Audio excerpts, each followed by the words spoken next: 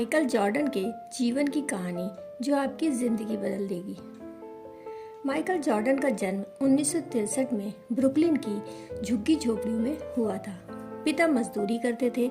Michael Jordan का बचपन गरीबी और भेदभावपूर्ण वातावरण में गुजरा।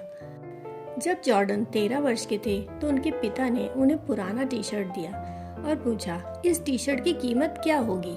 जॉर्डन ने जवाब दिया, शायद $1। पिता ने कहा, क्या तुम इसे $2 में बेच सकते हो? यदि तुम ऐसा कर पाते हो तो मैं समझूंगा तुमने अपने मम्मी और पापा की मदद की। जॉर्डन ने सिर हिलाया और बोला, मैं कोशिश करूंगा।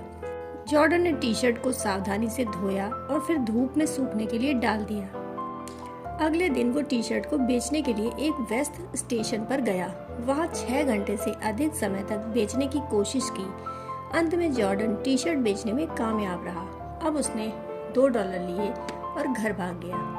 उसके बाद हर दिन वह इस्तेमाल किए गए कपड़ों की तलाश करता था, फिर भीड़ में निकल जाता और बेच देता। 10 दिन से अधिक समय बीतने पर उनके पिता ने उन्हें एक बार फिर से इस्तेमाल किया हुआ कपड़ा दिया और कहा, तुम्हें क्या लगता है कि इन कपड़ों को $20 तक कैसे बेचा जाए? जॉर्डन ने कहा, यह कैसे संभव है? यह कपड़ा तो केवल $2 लायक है। उसके पिता ने फिर से प्रेरित करते हुए कहा, तुम एक बार आजमा कर क्यों नहीं देखते? कुछ न कुछ रास्ता तो होना ही चाहिए। आखिर में माइकल जॉर्डन को एक आइडिया आया। उसने अपने चचेरे भाई से उस कपड़े पर डोनाल्ड डक और शरारती मिकी माउस का फोटो बनवा लिया। फिर उसने एक अमीर बच्चों के स्कूल में इसे बेचने की कोशिश की। जल्द ही एक नौकर जो अपने मालिक के बच्चे को लेने आया था, उसने अपने मालिक के बच्चे के लिए वो कपड़ा ले लिया। छोटे 10 वर्षीय बच्चे को वो कपड़ा बहुत पसंद आया, इसलिए उसने जॉर्डन को $5 की टिप भी दे दी। जॉर्डन के लिए $25 की रकम बहुत बड़ी रकम थी, क्योंकि ये उसके पिता के 1 महीने के वेतन के बराबर थी। जॉर्डन जब घर पर पहुंचा तो उसके पिता ने उसे एक और कपड़ा दिया और कहा, क्या तुम इसे $200 में बेच सकते हो? उसके पिता की आंखें चमक रही थीं। इस बार जॉर्डन ने बिना किसी संकोच के कपड़ा बेचने के लिए ले लिया। 2 महीने बाद लोकप्रिय फिल्म चार्ली एंजल्स की अभिनेत्री फराह फॉकेट न्यूयॉर्क में एक प्रोमो करने के लिए आई।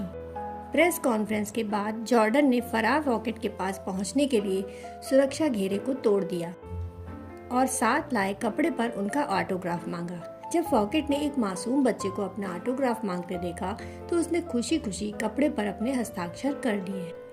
जॉर्डन जोश में चिल्ला रहा था, इस पर फराह फॉकेट ने ऑटोग्राफ दिया है, इसे मैं $200 में बेच रहा हूँ। जॉर्डन ने कपड़े की नीलामी की और एक बिजनेसमैन ने इसे $1200 में खरीद लिया।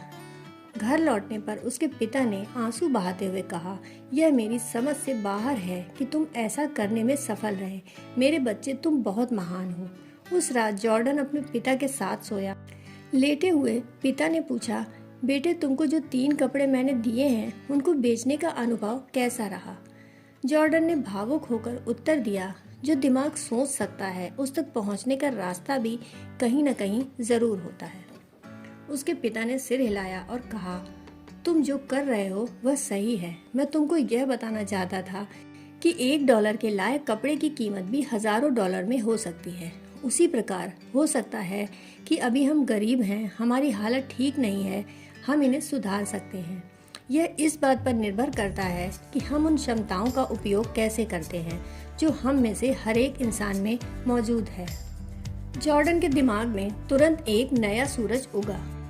उसने सोचा कि एक सेकेंड हैंड कपड़ों को भी अपग्रेड किया जा सकता है। तो क्या मेरे पास खुद को कमजोर रखने का कोई कारण है? तब से किसी भी मामले में माइकल जॉर्डन को लगता है कि उनका भविष्य खूबसूरत और आशावान है। उन्होंने अपनी क्षमता का भरपूर सम्मान किया। वह दुनिया के सर्वश्रेष्ठ बास्केटबॉल खिलाड़ियों में से एक बन गए और सबसे अमीर एथलीटों में से भी एक बन गए। दोस्तों, कहानी सुनने के लिए आपका बहुत बहुत आभार।